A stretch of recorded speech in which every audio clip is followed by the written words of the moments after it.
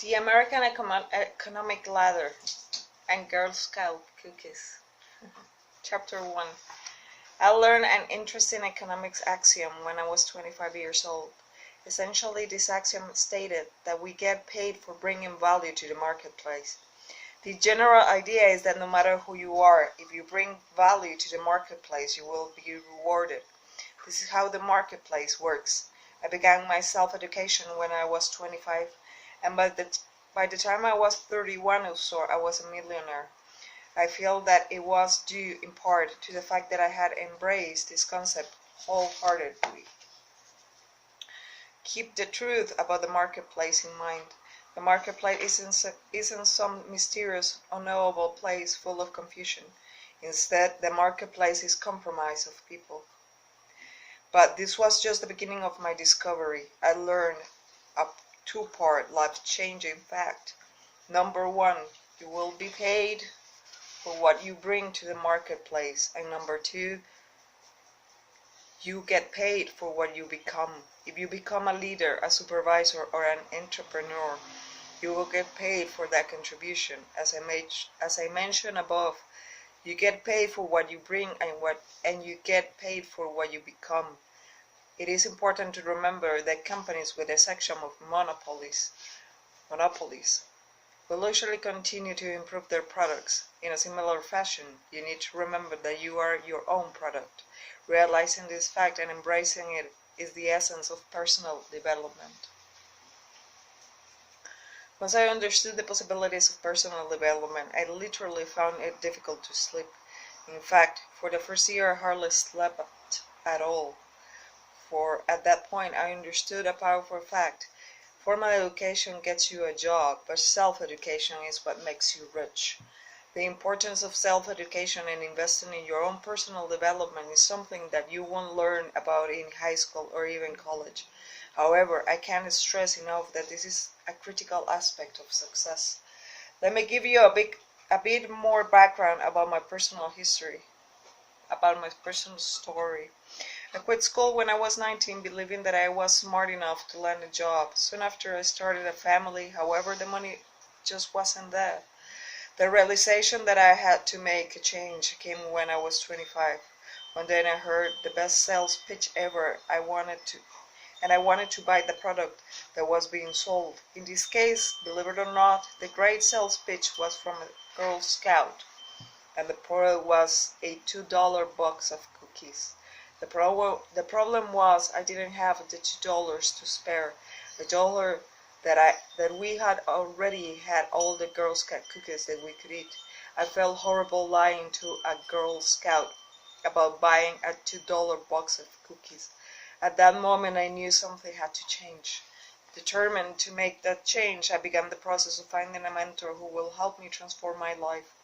It was not just a process of finding a way to become wealthy, but a process of developing a philosophy of living and learning how to bring a unique and valuable service to the marketplace.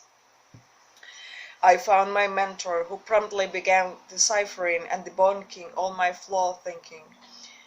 He pointed out that my approach from ages 19 to 25 had simply not worked. He also told me that I desperately needed to abandon my excuses such as taxes are too high, and encouraged me to forego my list of excuses. His advice was to list out all my excuses and then rip that list to shreds. Then get a new piece of paper and put one word on it: me. The answer to my problem was to deal with what was within me. He explained to me that the answer to solving my problem wasn't to be found by listing out the obstacles, both real and perceived, in the outside world, but instead by noticing the obstacles in my own thinking and approach. This shift in perspective sparked my journey. One of the lessons I learned was that each individual's personal income is determined primarily by his or her philosophy. If you refine and change your philosophy, then everything around you will change as well. This, of course, includes your income. This strategy works, and it is amazing. There is a good reason for the fact that just about everyone wants to come to America, and that reason is our amazing economic ladder. The American economic ladder ranges from people earning a few $1,000s a year to hundreds of millions. But how can you go from making a few $1,000s a year to making a few million? That is, well, the $1,000,000 question, isn't it? The answer, once again, is philosophy. You could wait for the government to raise the minimum wage, thus adopting what could be considered a philosophy of governmental intervention. However, you will never become a top earner if you are dependent on that to happen. Nor can you depend upon the company you're working for to do it either.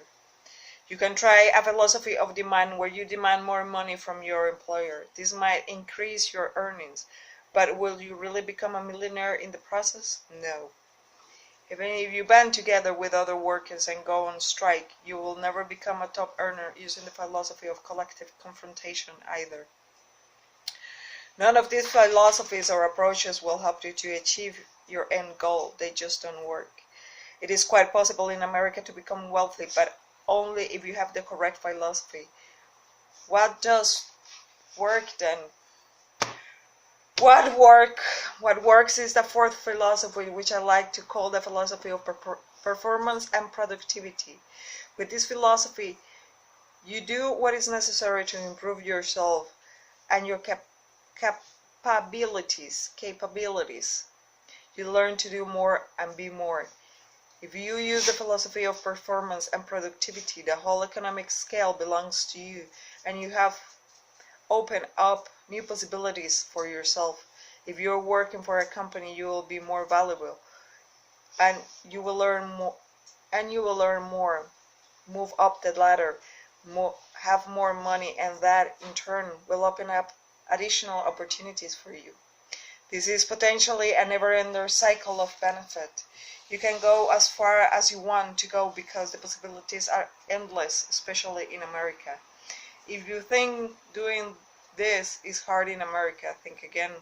The average worker in Bangladesh earns $200 per year. If you're walking around with a distorted idea that succeeding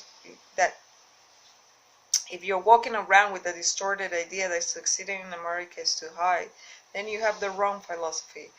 That means you need to undergo a process of self-education.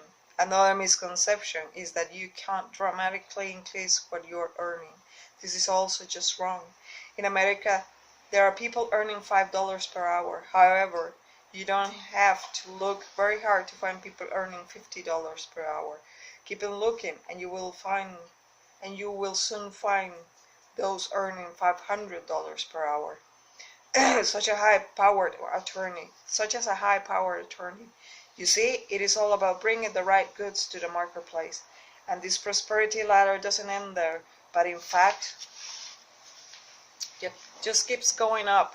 Part of your self-education is to realize that there are possibilities and that they are all around you. So remember, your income is determined by your ability to wish, envision, and reimagine yourself and your possibilities. The economic ladder of America doesn't restrict anyone. In America, you can own as much real estate as you want, as many cars as you want, and as many boats as you want. Here is the core of the philosophy. It all boils down to this. If you work hard on your job, you make a living. If you work hard on yourself, you can make a fortune. What is the reason for this truth? Success is not something you pursue. Success is something that you attract by becoming an attractive person. The way that you become rich is not by wishing your life to were easier, but instead by focusing on making yourself better.